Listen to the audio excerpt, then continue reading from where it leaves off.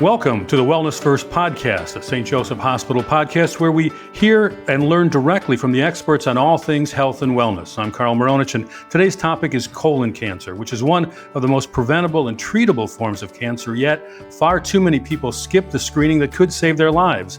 Today we'll be talking with Dr. Annette Tobar, a gastrointestinal specialist with St. Joseph Hospital, to talk candidly about the risks, the signs, myths, and must-knows surrounding colon cancer. From understanding when to get a colonoscopy to the truth about rising cases in younger adults. This conversation is all about empowering you with the facts and removing fear, because when it comes to your health, knowledge is power. Doctor, welcome to the podcast. Thank you. We're going to be talking about colon cancer, so maybe we'll start with defining exactly what is colon cancer and how does it develop? So colon cancer is a cancer of the colon, which is the large intestine. It is one of the leading causes of death in the United States in both men and women, with over 150,000 cases diagnosed per year. It's a malignancy. It starts as what we call polyps in the colon, which are abnormal growths in the colon that progress through cellular changes to turn into a malignancy. So the development is typically it's from different types of polyps. There's certain genetic syndromes that can predispose patients to the development of colon cancer. And what would some of the common symptoms be that someone should be kind of looking for and let them know there could be an issue? So that is a great question, and that is the reason we recommend colonoscopy. Is the majority of colon cancers are asymptomatic. For patients who do develop symptoms, we can consider things like bleeding, abdominal pain, weight loss, a loss of appetite, or even anemia. Those are some of the more common symptoms, but typically by the time we see symptoms, we worry that the cancer may be further advanced, which is why we feel strongly about screening colonoscopy and starting at ages determined, knowing the natural history of the disease. Yeah, so talk about age a little bit. When generally should folks get their first colonoscopy? And as we mentioned in the intro, we're hearing that there are rising cases among younger adults. So maybe talk a little about the age factor and when folks should really start considering a colonoscopy. Well, that is a great question. More recently, the age of screening for colon cancer has been lowered to 45. I think the more well-known age is 50. We are seeing colon cancers in younger patient population, which why this was lowered. The definition of average risk means not having a family history of colon cancer or polyps, or having a personal history of colon cancer or polyps. So that patient population we recommend at the age of 45. If there are any known genetic syndromes within the family or family history of colon cancer or polyps, then it's a discussion to be had with your doctor, because it could lower the age at which we would recommend starting screening. Yeah. We've mentioned colonoscopies. Are there other forms of screening that folks may be able to take and that you might recommend or would have a little conversation about? Sure. There are. I'm biased because I do colonoscopy day in and day out, and I know what I see. Colonoscopy is the gold standard for examining and screening for colon cancer, examining the colon and screening for colon cancer. There are other tests.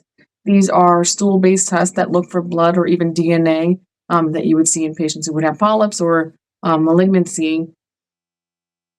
These tests are an alternative. Like I said, I feel colonoscopy is the gold standard. It's forward view of the lumen within the colon. You're going to be able to see in real time what is happening. If there are any polyps, they can be removed at that time, and that is part of the prevention of colon cancer, is removing these polyps before they advance. Now, if you were to get not get a colonoscopy, go with the other type, it seems like oftentimes you're going to say, well, there may be something, get a colonoscopy. So it's going to come back to that oftentimes. So it seems like that might be the logical place to start with a colonoscopy. That is my recommendation. If patients feel truly adamant about not doing colonoscopy, and we can understand why. It's a more invasive exam. It requires a prep. Then the other alternatives should be offered. But it's with the caveat that they're not as sensitive at detecting polyps, so they're not as good for preventative. And I think they provoke a little bit of anxiety if these tests come back positive and they have to then proceed with the colonoscopy, which could be avoided. But I would understand why different folks choose to approach this differently. Sure, sure. How effective are screenings in preventing colon cancer and catching it early, which is always the key? They're very effective, which is why the societies, have come together and made these recommendations over knowing the natural history of colon cancer, preventing it. It lowers mortality associated with colon cancer. And that is why, insurance companies will cover it. It seems more cost effective even for patient care. Yeah. You, as you mentioned, you do these a lot. You're involved. This is your line of work. What common myths or misconceptions do you run into with patients around colon health and colonoscopies? So with everything else, we're about our daily lives. If we feel well, we don't think anything is wrong. And I think that's some major misconception. Patients find it hard to believe that they would even have polyps or advanced polyps or even colon cancer because they're feeling well. And like I said, they're asymptomatic. So that's the biggest misconception or myth that I would present to a patient because we would hate to miss something. The other thing is not having a family history.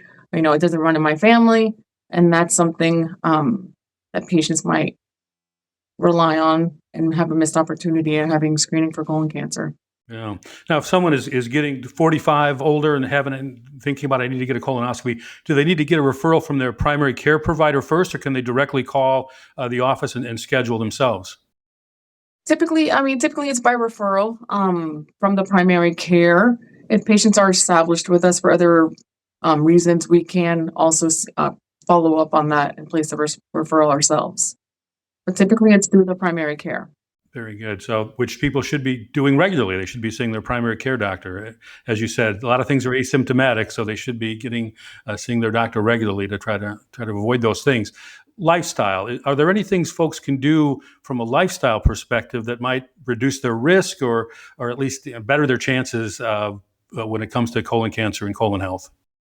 Yes, absolutely. So genetics play a big part in colon cancer, and you can't change that. That's not what the expectation, but I do recommend my patients not smoke. Smoking across the line is associated with many malignancies. I recommend my patients avoid being sedentary, remain active, avoid obesity. Other things that could be avoided are alcohol. But those are the major ones. And then you could argue processed and red meats. So a lot of those are just common sense, healthy endeavors that we should all kind of be following, but oftentimes they get away from us. So good reminder of all those things. Fear. When it comes to, as you mentioned earlier, some folks don't get a colonoscopy because they're concerned, they're fearful with what it might find. And how do you speak to patients regarding their fear when it comes to colonoscopy? Patients will often come and try to meet us before having a colonoscopy. I think they appreciate meeting with the physician before. They get a lay of the land of the hospital. They can meet with us and have all their the questions answered, which is really great. It's not uncommon that day of, we're in the room, we're ready to go, and the patient says, I'm nervous. And my line has been for a while, I say, well, I'm not nervous. And it kind of makes them laugh. It calms them down a little bit. I'm very conservative, and I tell the patients this is what the plan is going to be. The goal is to do this safely, get around the colon, take a look on the way out. If I meet any resistance, we stop. There's a way to do this and get through it effectively and safely. And I try to reassure my patients that that's what we're going to do. And I think that does calm them down or make them feel more at ease. As far as the prep, that's anxiety provoking for many patients, and understandably, they can become dehydrated, but it's something that we can talk through, particularly if they come see us before the procedure. Yeah. Well, being reassuring always helps, be it a colonoscopy or doing a podcast. And doctor, you did a great job with this podcast. Anything we didn't mention that you want to make sure we do? No, I mean, I think a big part of it is establishing care with primary to not only talk about this, but overall health.